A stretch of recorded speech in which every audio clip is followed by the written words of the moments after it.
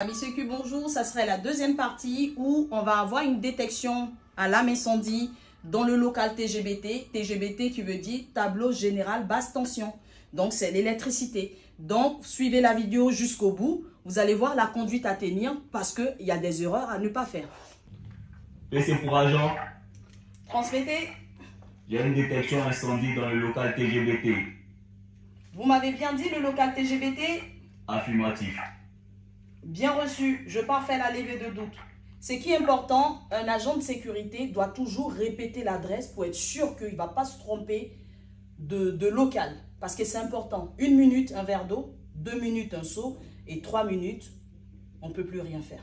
Donc, il faut toujours être sûr que vous êtes sur la bonne adresse. Voilà pourquoi j'ai répété. Mais avant d'aller dans le local TGBT, vous devez connaître votre coupure d'urgence. Donc, je vais faire une coupure d'urgence pour ne pas qu'il y ait l'électricité au moment de mon intervention. Donc, maintenant, j'ai fait la coupure d'urgence. Je pars au niveau du local TGBT. Donc, je m'en vais au local TGBT. Là, je suis arrivé devant le local TGBT. OK, tableau général basse tension. Je vais prévenir mon PC pour lui dire que je suis arrivé devant le local TGBT. Pourquoi? Parce que s'il y a une temporisation, ça va lui permettre de pouvoir faire acquittement processus pour ne pas que l'alarme d'évacuation parte. Donc, j'appelle mon PC. PC pour agent. Transmettez. Je suis devant le local TGBT. Je vais faire ma levée de doute. Bien reçu. Ne vous mettez pas en danger. Bien reçu. Donc, devant le local TGBT, ce que je dois faire, je dois prendre mon CO2 approprié au risque du local TGBT. Pourquoi? Parce que si vous regardez la classe de feu, on a le B, la classe B. Et la classe B, c'est pour les liquides inflammables et les solides liquéfiables. Nous savons que dans un local électrique, nous avons des câbles. Et ces câbles-là, lorsque ça va prendre feu, ça va fondre. Voilà pourquoi on appelle solide liquéfiable. Voilà pourquoi le CO2 est approprié. Bien sûr, d'autres personnes me diront que on peut prendre l'extincteur à poudre. Mais non. Pourquoi? Parce que le local TGBT, s'il n'est pas aéré, il est toxique pour l'homme, il est corrosif. Et en plus de ça, si vous le mettez sur un câble, l'établissement est obligé de fermer et de changer le câble.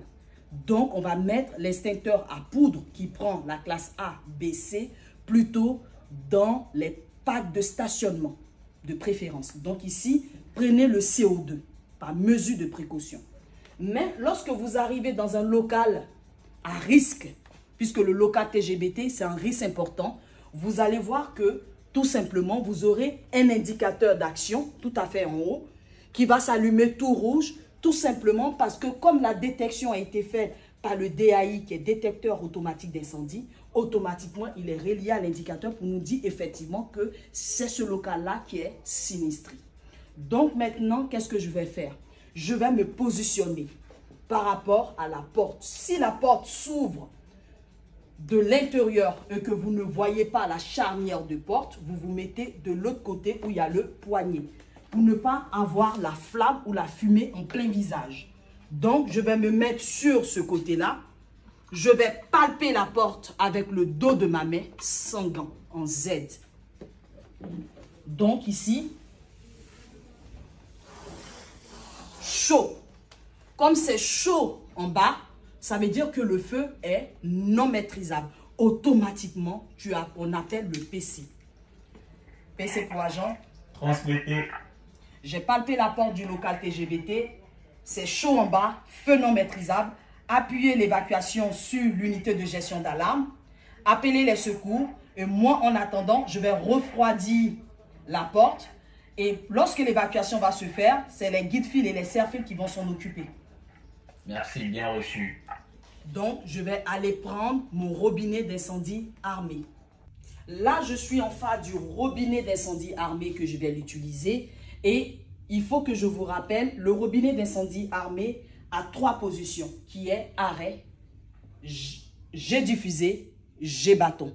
Je vais utiliser le jet diffusé parce que ça va atteindre toute la surface de la porte pour pouvoir refroidir la porte, pour baisser la température jusqu'à l'arrivée des secours.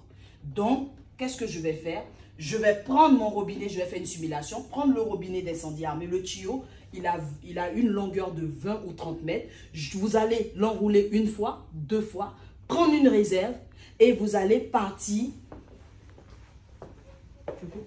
Incendie armé, je vais me mettre à 3 mètres en jet du fusée pour refroidir la porte jusqu'à l'arrivée de secours, ok? Voilà, la mise en situation est terminée. Merci, likez, partagez, donnez-moi encore plus de motivation. Vous savez, les femmes ont commencé à venir dans la sécurité avec vos encouragements. Ça me fait beaucoup de bien. Merci pour une autre vidéo.